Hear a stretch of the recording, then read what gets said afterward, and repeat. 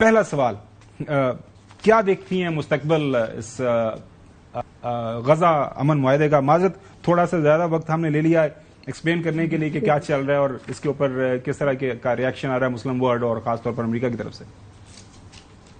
دیکھیے بالکل واضح اور عیاں بات ہے، اور جس کے اوپر کامنٹ بھی آنا شروع ہو گیا. آپ نے جہاں سے بات شروع کی نا کہ یہ جو کینیسٹ میں موو آیا ہے یہ اپوزیشن نے موو کیا ہے، اور اس کو ایکچولی اسرائیلی پرائم منسٹر اور ان کی پارٹی نے سپورٹ نہیں کیا، لیکن یہ میسج ہے پوری دنیا کو کہ یہ کنسنسس جو ہے اکراس دا بورڈ ہے اسرائیل میں.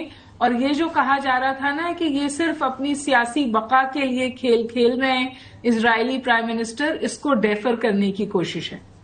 تو ایک بات تو یہ واضح ہو گئی کہ اگر ان کو حکومت سے ہٹا بھی دیا جائے تو کنسنسس ہے کہ جی ہمیں ویسٹ بینک کی اینیکزیشن کرنی ہے، اور اس کے لیے انہوں نے بڑا آسان طریقہ بنایا ہے. انہوں نے کہا ہے جو بل ہے وہ یہ کہتا ہے کہ جو اسرائیل کے قوانین ہیں وہ اس زمین پر لاگو ہوں گے.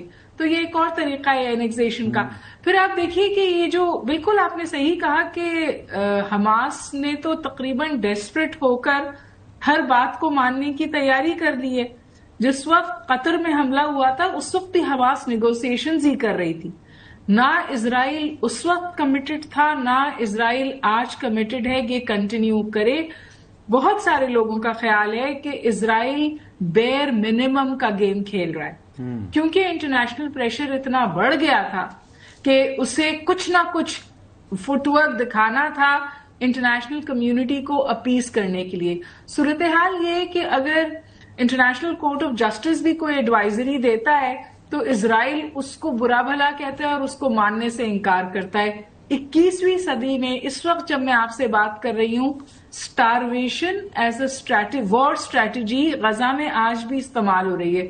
انہوں نے کچھ پوائنٹس کھولے جہاں سے وہ منیمم ایڈ جو ہے وہ اندر جانے دیتے ہیں.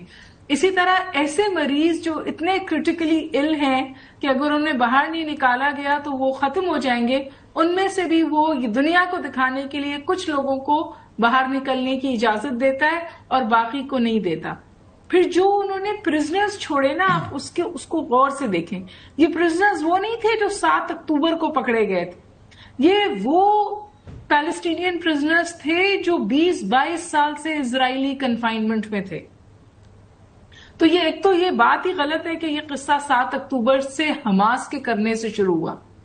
یہ ایکسٹینشن ہے اسرائیلی ڈیزائن کی، جہاں انہوں نے 7 اکتوبر کو استعمال کیا اپنے مفاد کے لیے، اور جو کچھ انہوں نے اس پوری صورتحال میں 2 سال میں گین کیا ہے وہ اس کو نہیں گیو اپ کریں گے. حماس ڈائی ڈاؤن ہو جائے گی. حماس بھی ایک آئیڈیا ہے، اور آلریڈی یہ خبریں آ رہی ہیں کہ آلٹرنیٹیو گروپس جو ہیں، جن کو آپ کہہ رہے ہیں نا کہ کچھ لوگ فائرنگ کر دیتے ہیں، یہ آلٹرنیٹیو گروپس جو ہیں، یہ جتھے جو ہیں یہ جڑ رہے ہیں.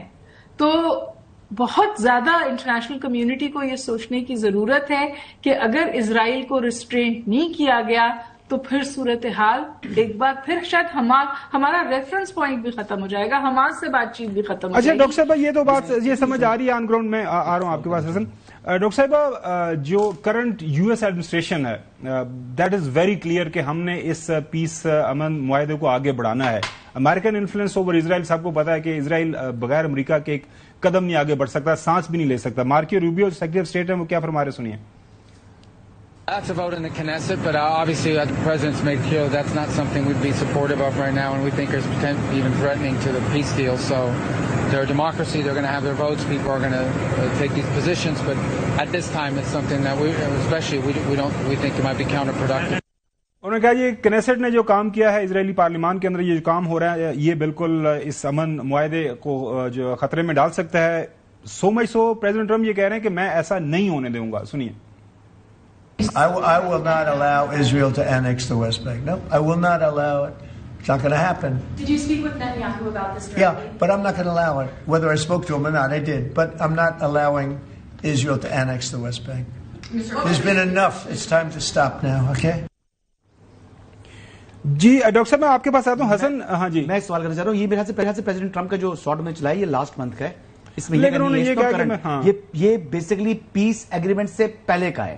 اس کے بعد ابھی ان کا ریئیکشن اس طرح کا نہیں آیا. ابھی تو انہوں نے جے ڈی وینس کو بھیجا ہے تاکہ کوشنر اپنے دماد کو بھیجا ہے, وٹکاف صاحب بھی وہاں پر گئے ہیں تاکہ وہ وہاں پر کچھ طریقے سے اپنی فیس سیونگ جو ہے وہ کر سکیں.